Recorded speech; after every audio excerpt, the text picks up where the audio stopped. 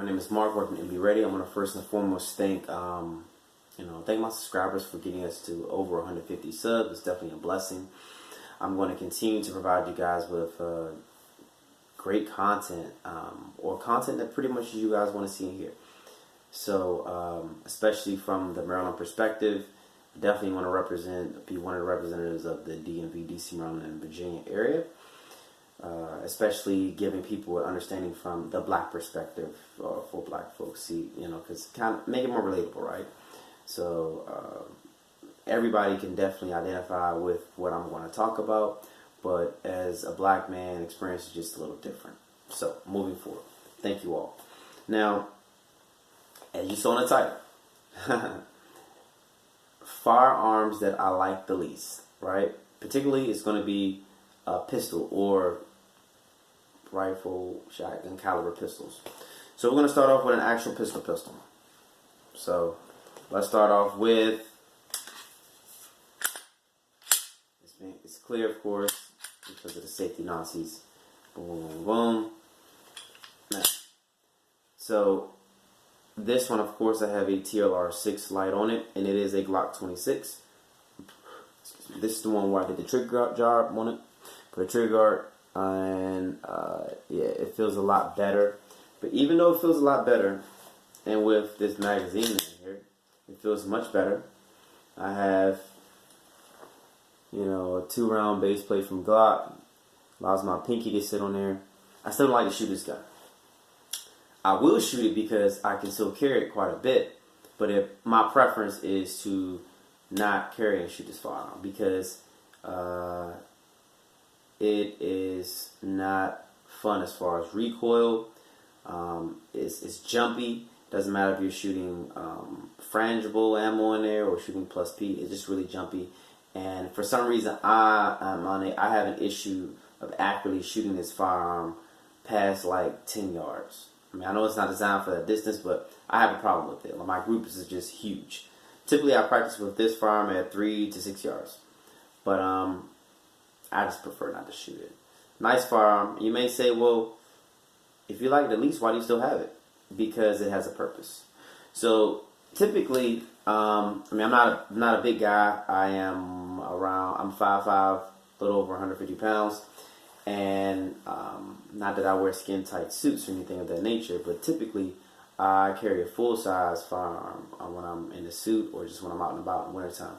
But in the summer and spring, when I have less clothing on, this comes in handy. That's the only reason I have two. I have a compact and a subcompact firearm. A 19, which is my compact, and this 26, which is a subcompact. Other than that, you will very rarely catch me carrying a compact or subcompact. Okay? So, and they're in no particular order, guys. So, number 2 is going to be a AR-15 pistol. I love my AR pistol. And of course, it's clear, no magazine in there. You see I have iron sights in here. Like linear comp, 5 1/4 inch linear comp. And I love a lot the CAC Industries pistol stabilizing brace. Now, the reason that I don't like this pistol very much, and you can see one of them, the freaking trigger pin is coming out. For some reason, it just likes to come out. I'll fix that shortly. But in any event, I know I can get some locking trigger pins, but I don't know why the heck this one does it. The reason I don't particularly care for this one is because I have too many issues with it. Okay, my 10.5 inch AR-15 pistol, no issues. I originally had a carbon link buffer spring here. Thought it was bad. Thought it maybe needed to be a little heavier, so I put an AR-9 buffer spring inside of this particular firearm. Still having issues. What typically happens is, I'm not sure if it's overgassed or the linear comp is causing an issue with the gas system, but when the ball is coming forward, the round that it just ejected, that round will be stuck between the bolt and the receiver. That's the only malfunction it has. If anybody's had this issue before with an AR pistol, in particular a 8-inch barrel, can you please chime in the comment section below and just kind of give me some ideas on how to fix it? I have a light buffer in here, carbon flip spring, It is a pistol length gas system and a 5¼ inch linear compensator. So maybe I need to go with a shorter compensator. Maybe I need to go with a different spring. I'm not exactly sure, but just let me know. But the reason I don't particularly care for this one is because I just have too many issues with it, and reliability is a bit of an issue. So I don't particularly like that. I like to have guns where I can consistently, it works, and it worked from the beginning without any break-in. And last but not least, the 590 Shockwave. You might say, oh, why don't you like the Shockwave? It's not that I don't like it. I just like it the least. Okay, see? Guys, don't misunderstand what I'm trying to do here. I like all my firearms. Love them all. I like them all. I just like these the least. And this one most of all. Reason being is because when you shoot it here, you can see that I actually took some sandpaper and sanded this area to kind of smoothen it out. But that gets into the web of your hands and it hurts like hell.